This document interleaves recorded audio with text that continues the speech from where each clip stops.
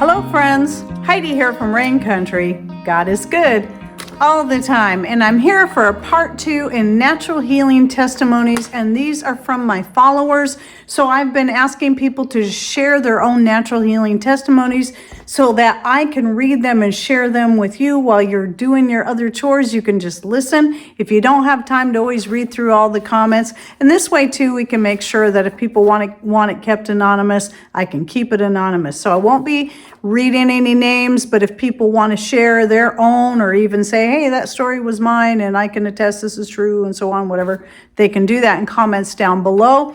So I'll be putting this in a playlist because there's going to be more of these to come, and I'll link to that playlist in the description box down below. So let's get started on the first one. My husband told me he had a hernia on his right side. He said it wasn't hurting or causing him any problems, but said it felt about the size of a tennis ball. Even though we don't do doctors, he said he should probably see a doctor, and we both knew that would likely mean surgery. Of course, we were both dreading even the thought of that, so I immediately started researching natural remedies for hernias just in case. Well, very quickly, I came across comfrey poultices. I talked to him about it, and he basically said, why not? Being new to herbal medicines as I am, I thought this would be something to experiment with while waiting for an appointment, since any appointment nowadays takes a while to get. I ordered the dried comfrey along with a couple of trusses. He was all for trying it, but we were both skeptical. But again, why not? When the comfrey came, it took me a little while to find the best way to prepare it for a poultice. I ended up making it into a powder, which he'd add to a little water to, then put it in a small drawstring bag. Then he applied it to the affected area. I had sewn some PUL fabric to one side of the little bag so it wouldn't soak through his clothes. Very good idea, by the way. He started doing this daily as well as wearing the truss. Well, much to our surprise, after barely 2 weeks, he said the area was smaller. So he continued. He'd only put the poultice on in the mornings, since these types of hernias typically go in during the night as one is lying down and sleeping. You know, you have to be careful with comfrey because it can heal so quickly. And we didn't want to heal the muscle tear with the hernia on the outside. Now, about 3 months later, he has to press pretty firmly to feel anything at all. He says it's lost all definition and just feels like a really small kind of hard spot, where it was the size of a tennis ball. Actually, it really took only about 2 months for it to get to that point. He's been backing off gradually from the poultices, but he's gotten used to the truss and wears it every day. Even though he has an office job, he sneezes really hard. From my research, it doesn't always work that fast. Many people have waited 6 months to a year, but I think he caught it pretty early and we acted quickly. Plus, he's active, healthy, and in good shape. He's about to be 61. He knows now he's definitely not 20 anymore. He says he's going to wear the truss anytime he's going outside to do anything, which is quite often. He's a lot like Patrick, does everything possible himself. That's really made a believer out of both of us. He's all about herbal remedies now. He's first in line to try a tea or tincture or something. Great testimony. And I want to add to that because my friend has 2 sons that are younger, and the youngest one, he's 14 now. But last year about this time, he fallen or something and broke his wrist. And so they took him into the doctor and they had an x-ray, the whole works. But because the way things are nowadays, it was going to be 2 weeks before he could even get a cast on it, or at least a week. I might be wrong on that number, but I know it was a minimum of 1 week before they could get him in to get a cast on it. And it was indeed broken.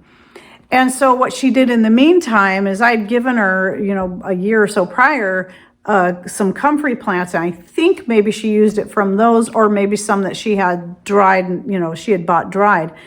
And anyway, she started making comfrey poultices and putting it on his wrist and did that consistently. And by the time they finally got in to see the doctor to get the cast, they did another x-ray and couldn't believe it was all healed up. but they went ahead and put the cast on for good measure, just in case. So it was pretty shocking. And I tell you what, even though I've been growing and using comfrey for a long time, that made even more of a believer out of me right there. So great herb to have. And I've been growing it for quite a number of years.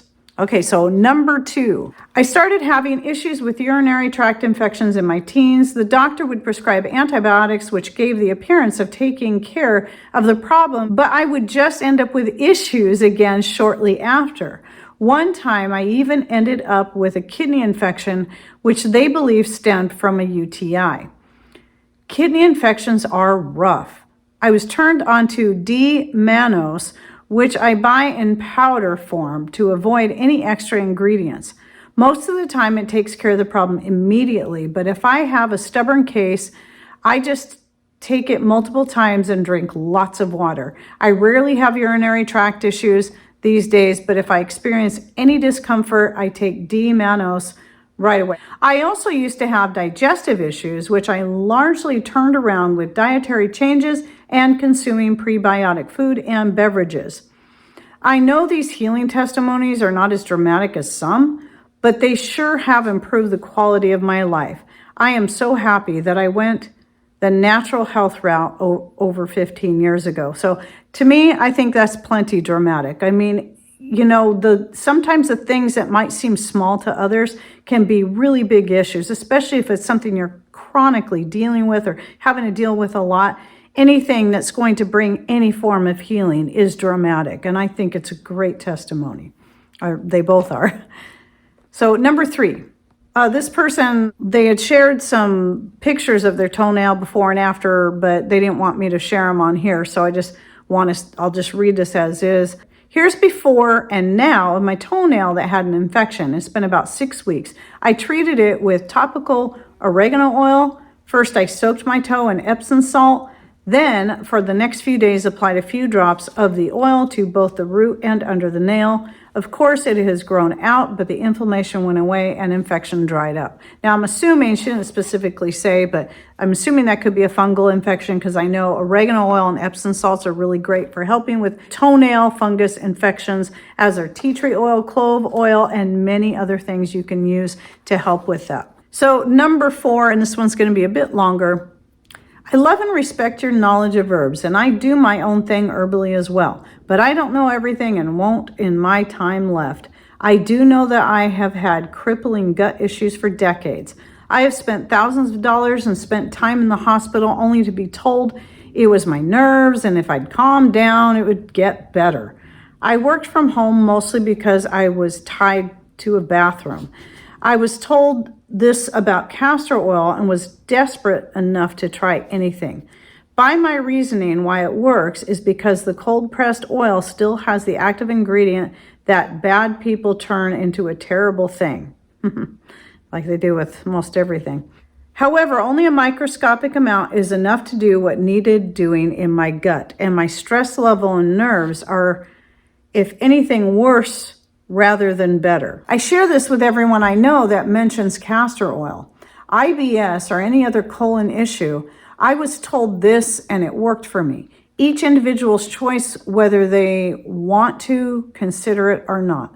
I've been prescribed antispasmodics, laxatives, and prescription nerve pills, which of course didn't work because that wasn't the problem. Out of sheer desperation, I decided to do a laxative regularly, not just a temporary fix when I was past hope of anything else working. Doctor after doctor has told me never take a laxative all the time because I will become dependent. I'm 71 years old. Who cares if I'm dependent when I never know if the next round is going to kill me? And how can I not say something when there is a chance this might help someone else as much as it has helped me? First and foremost, before we go any farther, know this. Everything I have ever read or heard anywhere says if you're pregnant, trying to get pregnant, or nursing, this is not for you. And you want a cold-pressed, hexane-free product. I ordered mine from Walmart. Know that if it's cold-pressed, it is actually hexane-free. Just the mention of taking castor oil, and anyone familiar with it will shudder. But if you are one of the people like myself who suffer from IBS, this could possibly be the same miracle for you that it has been for me. not the 2 to 4 tablespoons you are given on an empty stomach to clean you out before surgery. That's a miserable gut punch for anyone. A tiny amount, like a 1/4 teaspoon to a 1/2 teaspoon. Once a day with a full meal is a maintenance dose. Start small. Try a 1/4 teaspoon for a couple of weeks, and if necessary, slowly increase the dose. 1/2 teaspoon before supper every day has been my miracle, and I'm not exaggerating in the least. I guess my only excuse for not seeing its potential is it went under my radar because my only experience with it was being dosed with it as a purgative as a child. I didn't realize it could be used in much smaller amounts with totally different results. Unless you have a very rare sensitivity to it, there is no discomfort at all. Can it stop working for me tomorrow? Who knows? Will I gradually need larger doses or even smaller doses? Beats me. Here's the thing. It fixed my IBS type symptoms, not just helped or made the symptoms less severe, but fixed 100%. Not cured, as far as I know. There isn't a cure, but if I take a 1/2 teaspoon a day before supper, I have found my miracle. I started slowly being careful what I ate, then started adding trigger foods like bread back into my diet. At my age, I don't have a lot of years to enjoy being gut pain free, but there are so many out there that are fighting the same battle I fought for decades that might be able to live their life without the misery I endured if they will try this one simple thing. So really, really appreciate that testimony. In fact, I have 2 videos out on castor oil, and I've been using it for years in various different ways. You know, I use it a lot topically more than internally, but I've used it internally mixed with certain other things that I can't talk about on YouTube. The more I've been using it, the more I'm learning about it. I mean, I just keep learning more all the time. So right now I have 2 videos out on castor oil and its benefits.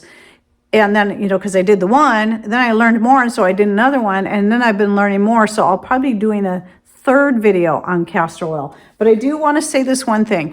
While yes, buying any kind of product is always best if you can find it in glass, don't freak yourself out by, you know, the rumors about castor oil. You should never ever buy it in glass, because for one, castor oil is one of the safest ones to store in plastic than pretty much any other oil, because it doesn't degrade plastic the way other oils do. But you can always repackage it. And here's the other thing.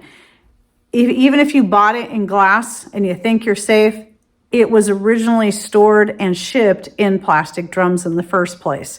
So if you're concerned about it, repackage in glass. Mine came in a plastic jug, and then I store it in little glass bottles that I keep in various rooms of the house, so I have it handy to use however I want. It gets added to my mascara and many other things to help with my eyelashes. I use it in my hair growth oil, in my muscle rub oil now, a lot of things. What I'm going to do, since I also have a video on comfrey and more, I'll link down below in the description box to my full playlist on herbs and more benefits and uses, because I've got all kinds of things in there I cover where I break different herbs or other such things down. And castor is an herb, and so yes, the oil would count in that, because I even have one on coconut oil and its benefits.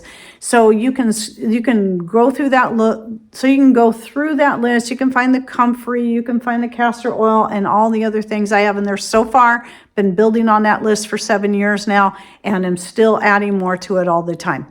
So anyway, I hope you enjoyed these testimonies today, and be watching for more of these videos coming out as people send more. And if you've just heard of this and you would like to send one of your own, just send it to raincountryhomestead@gmail.com and title it Natural Healing Testimony or Healing Testimony, something along that line, so I know where to put it. All right, well, thanks for watching. Take care, and God bless.